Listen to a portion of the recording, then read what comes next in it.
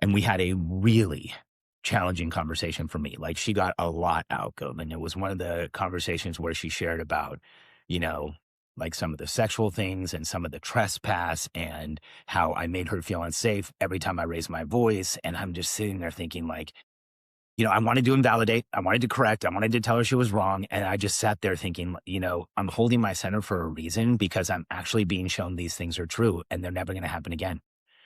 And so during that entire conversation, I said, you know what, Katie, I accept your truth and I'm so sorry that happened. And I know this is true for you and I'm never going to let it happen again. And is there anything else you need to tell me? Is there anything else you need to say? I want you to say everything that you can about this so that it lands in my body in a way that this is never a reality again. And it was really hard. And at the end of it, I'm like, is there anything else you need to say? And she said, no. And I said, is there anything else? Are you sure?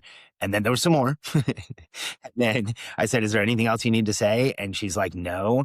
And then I asked this question that I hadn't asked before. I said, so what do we need to do to make things okay? Like, every time that there was a conflict between us, my mind went to, how do I fix this? How do I fix it in the moment? How do I build process around it so it never happens again? How do I make sure this doesn't happen? And then I would run around doing all this stuff trying to make it better. And I asked her, is there anything else we need to do? And she's like, no.